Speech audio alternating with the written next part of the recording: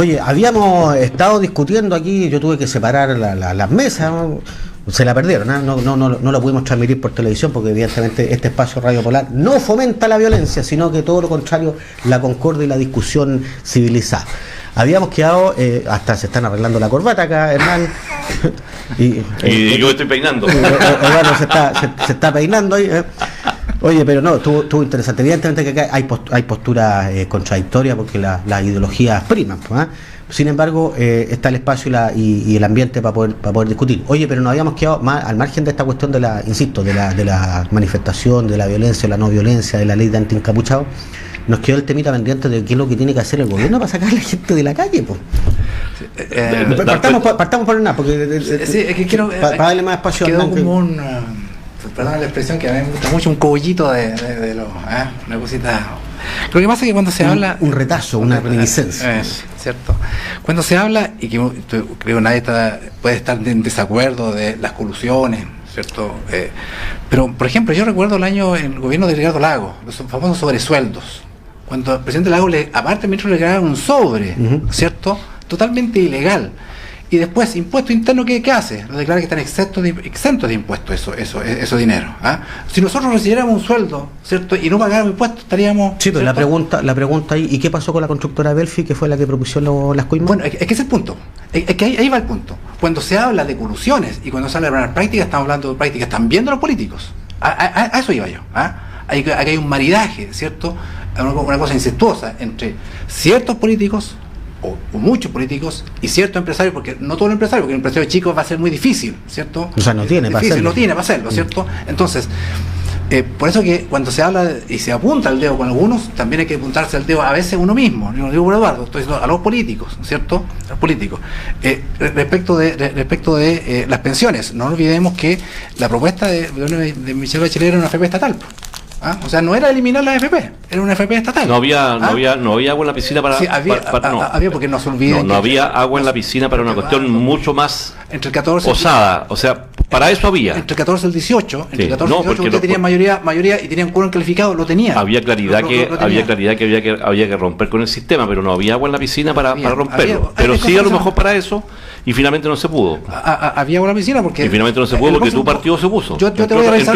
No, porque usted tenía mayoría absoluta. Bueno. Pero si este quórum es de mayoría siempre 3/5. No. Para el tema de la AFP. Pero para que la gente en la casa entienda y el mensaje que quiere dar Hernán. Efectivamente la propuesta de Bachelet tenía una AFP estatal, pero no era como una alternativa de competencia a las demás AFP, era para administrar la cotización adicional que se iba a implementar. Bueno, pero es el punto, digamos, es quórum calificado, que significa mayoría absoluta de senadores y diputados en ejercicio. El pero la propuesta, número 16. La propuesta fue rechazada. Fue rechazada. No se terminó de tramitar. Bueno, pero tenía la concertación, la mayoría tenía mayoría absoluta. Y además, suficiente para legislar. Y además amenazaron, acuérdate, de pasar al Tribunal Constitucional. Y no fueron porque no la aprobaron. ¿Listo? Ese es el punto. Hernán, para que cierre la idea, no te distraigan. Sí, lo que pasa es que para que la gente también tenga la claridad de eso, digamos, o por lo menos ese es mi mensaje, digamos. Mira, pero no quiero dejar pasar eso porque tú acabas de igualar como que la mayoría de los políticos, dijiste tú, son corruptos y han aceptado. No, yo la verdad es que no me atrevería a ser tan osado en eso. Yo creo que la mayoría de los políticos de derecha, porque ellos probaron la ley de pesca, Soquimich, Penta, etcétera. Si los que pasaron a los tribunales permanentemente en el gobierno anterior fueron los de derecha. Sí. Pero también de izquierda, sí, también hay. Todos los hombres tienen la posibilidad de ser comprados por el dinero, hay cosas como esas.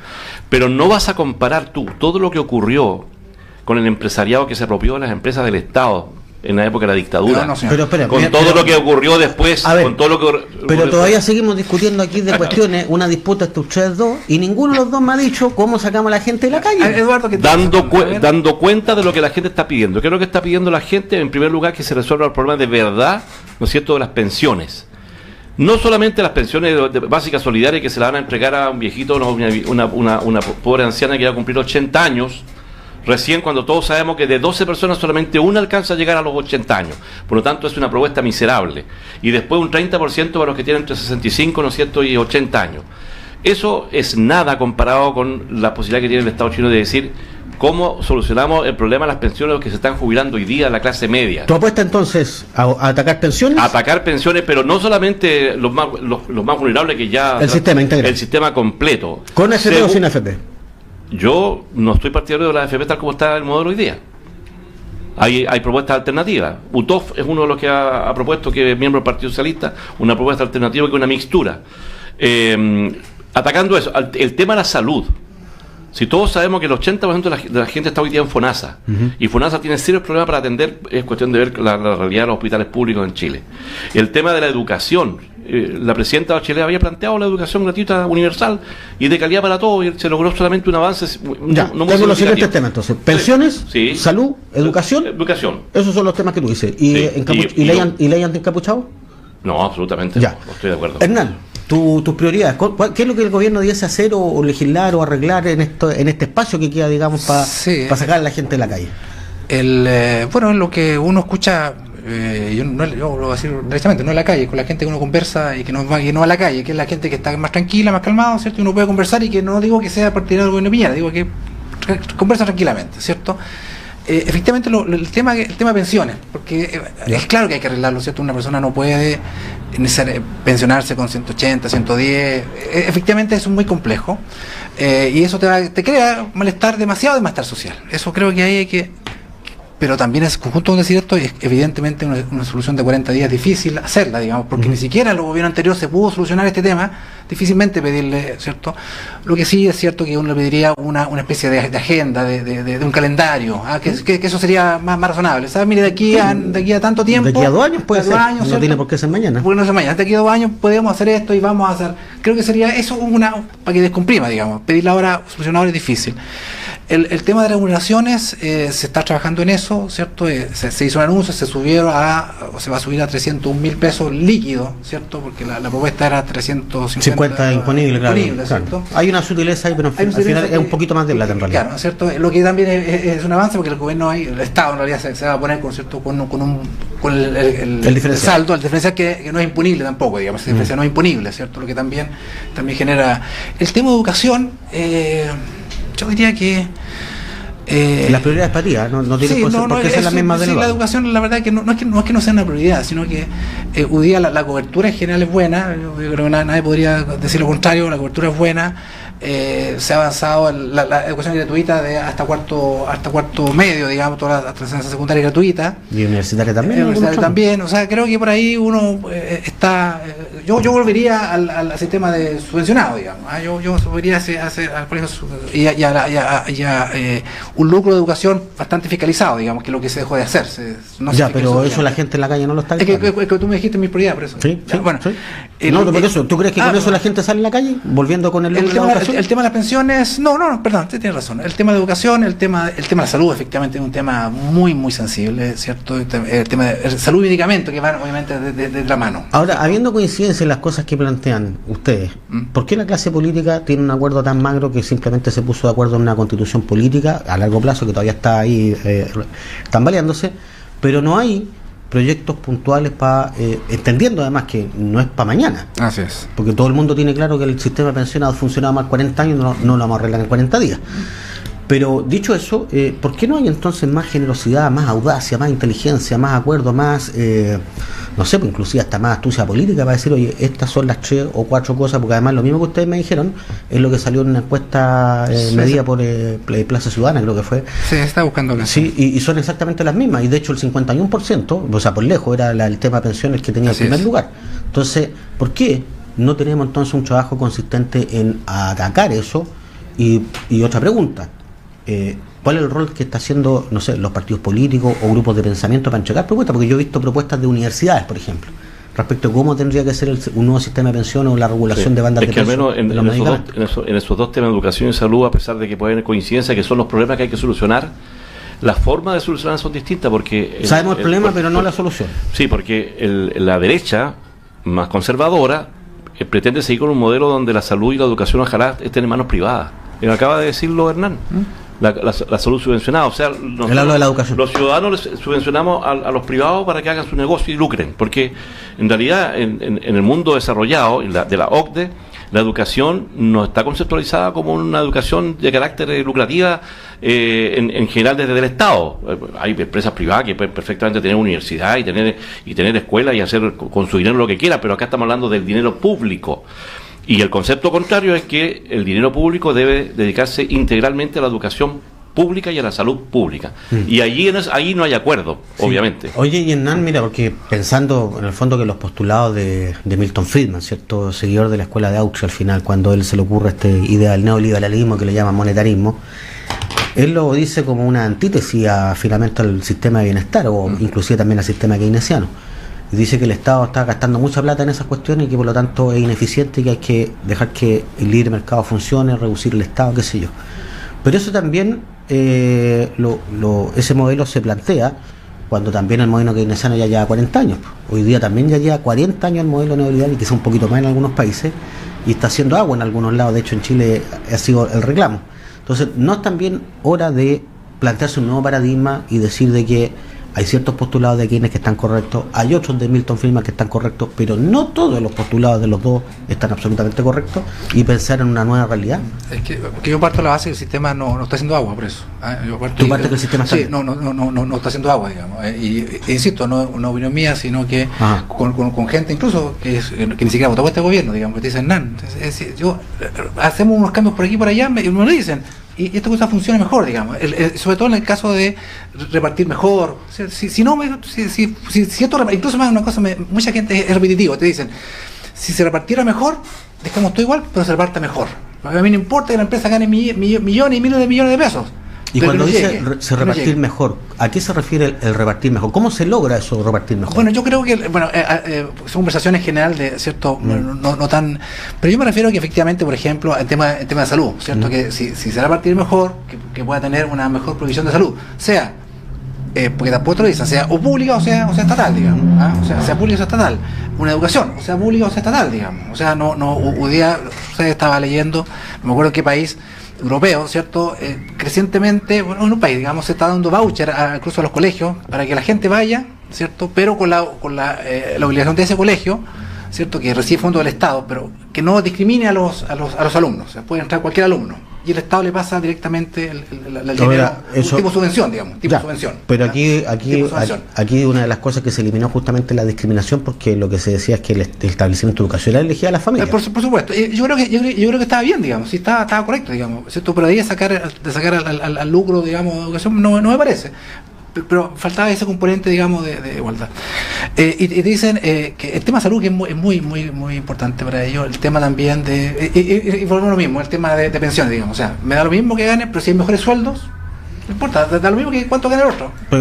Pero vuelvo a la pregunta. Pero Cristian, fíjate, estamos hablando de cómo funcionaría mejor el sistema, partiendo de la base, ¿no es cierto?, que tenemos una óptica distinta de que si un sistema capitalista puede funcionar bien si no hay competencia, porque la teoría smithsoniana de origen es que habiendo competencia agresiva, los precios van a ser asequibles para la gente, se va a mejorar la renta de las personas, etcétera, etcétera. Pero en Chile, un país pequeño, la verdad es que uno puede con absoluta seguridad decir que no hay competencia en la mayoría de los rubros.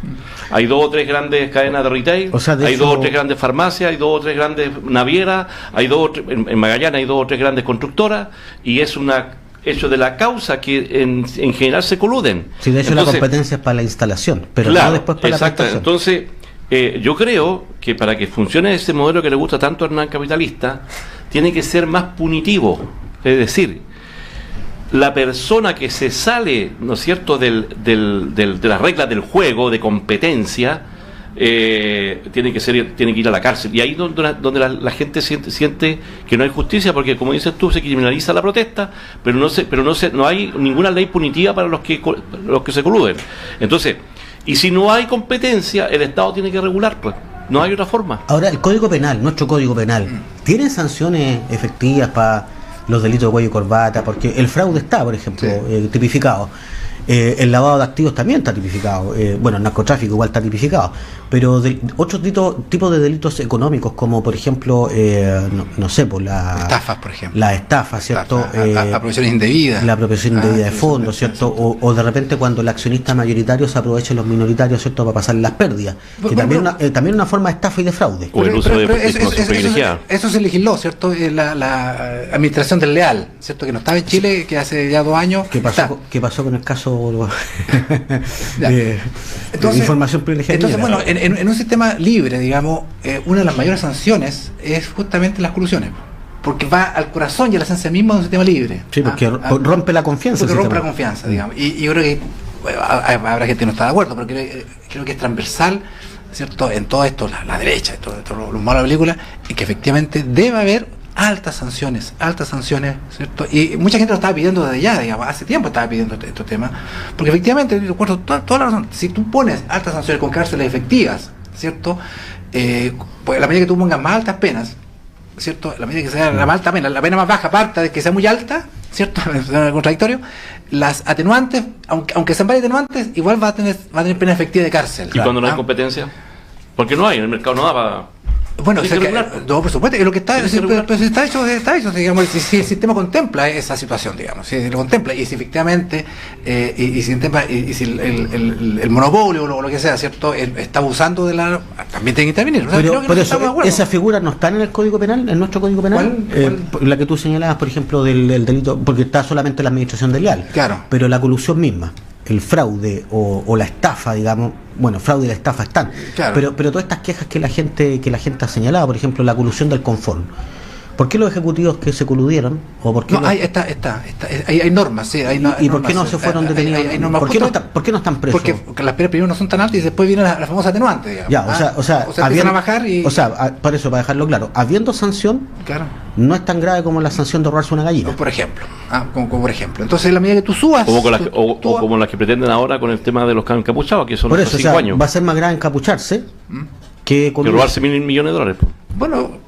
yo creo que es grave encapucharse, pero creo que es mucho más grave, estoy de acuerdo en eso, ¿cierto? Que efectivamente defrauden a cientos y miles de personas. Pero hoy día no es grave, penalmente hablando, no es grave coludirse. Pero ojo, por eso, y por eso que no olvidemos que esto no es un problema del sistema, es un problema de ¿qué tiene que legislar en esto? El Poder Legislativo, que en 30 años no lo ha hecho. Estoy de acuerdo, por eso a lo que quiero llegar. Hay ausencia de norma, entonces va suficientemente clara, suficientemente punitiva para elevar la gradualidad, ¿cierto?, de las sanciones, de manera que el que se colude parta con la menor pena muy allá arriba, claro, para que las atenuantes no la hagan caer demasiado abajo, claro, y para que eso signifique tener una pena efectiva. Y no debía ser sido esa la prioridad, que es una de las cuestiones que está viendo la gente en la calle, en lugar de haber legislado o tirado esta ley anti-encapuchados, yo diría que un paquete que contemple las dos normas. Yo diría antes que eso, y lo que hemos hablado acá, es que los políticos empezaron con la Constitución. Empezaron pero la primera prioridad para ellos. Pero ese no fue el Ejecutivo, ese fue el Parlamento. Por eso sí, que es peor todavía, ¿no? Bueno, pero el Ejecutivo. Junto con el Ejecutivo, porque fue un acuerdo, ¿cierto?, que se acordó entre Ejecutivo y Congreso, y especialmente oposición, digamos, porque sin el concurso de uno de los dos, este acuerdo no se hubiese alcanzado. Ya, pero en presencia de eso tampoco es lo que resuelve la cosa que la gente está gritando en la calle, porque aquí me dijeron pensiones, sueldos, medicamentos, salud, educación, por ahí también dijeron, y finalmente no hay ningún proyecto de ley, ni siquiera una agenda a contemplar estas cuestiones. Y a lo más hemos visto al ministro Briones con cuestiones bastante bien comunicadas, pero que todavía siguen enfocadas a una cuestión que yo creo que hoy día pasó a segundo plano, que es el crecimiento económico. Él está apuntando al crecimiento económico cuando lo primero que se requiere es la paz social para que después venga el crecimiento económico. Es que lo que pasa es que cuando tú tienes niveles de cesantía muy altos, tampoco tienes paz social. Tampoco tienes paz social. Pero la cesantía, fíjate que es un fenómeno que ya venía creciendo desde el inicio del gobierno de Piñera. Nosotros, el gobierno anterior tuvo 6.3, 6.4, y con Piñera tuvimos antes de la crisis 7.1, 7.2 sin ninguna dificultad. Es decir, el desempleo ya venía siendo agua del sistema. O sea, y el crecimiento también, mermando paulatinamente.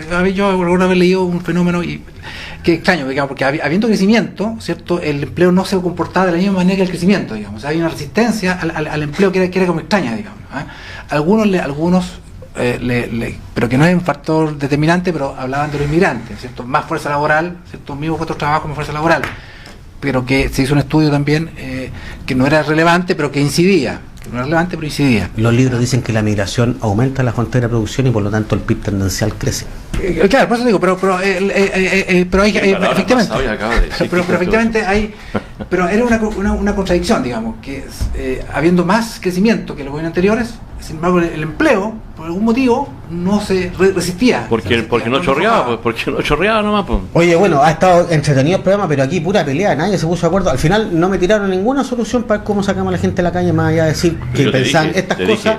Y el otro pensaba las mismas cosas, pero estamos totalmente de acuerdo en la forma de implementar. Don Cristian, ¿cómo que ninguna solución? Yo le dije a usted, háganse cargo de las pensiones, pero de verdad, no, estoy de acuerdo. De la salud y la educación de verdad. Estoy de acuerdo. Pero programa para desarrollarse más en profundidad, bueno, en la casa quedan ustedes ahí con la discusión. Yo agradezco la presencia de los panelistas, créame que cuando termine aquí la pantalla vamos a tener que volver a separarlo, van a quedar otra chascón y con la corbata corrida. Pueden encontrar a mí en la clínica, Eduardo en el hospital, perdón, y a Eduardo en la clínica. Exacto, claro, cada uno un sistema público distinto, claro, según si están en FONASA o ISAPRE. Yo iría a la clínica. Bueno, pauta semanal, agradecemos la sintonía de nuestros auditores. No se olviden, el programa se transmite los días viernes, se repite sábado y domingo de 15 a 16 horas por las pantallas y por la señal de Radio Polar. Nos pueden seguir a través de Facebook Live y por las diversas redes sociales. Hasta luego. Polar Comunicaciones, radio, televisión e internet presentó Pauta Semanal. Participan Hernán Ferreira, Eduardo Manzanares, Cristian García y Juan Francisco Miranda. Polar Comunicaciones. Después de la noticia, el análisis.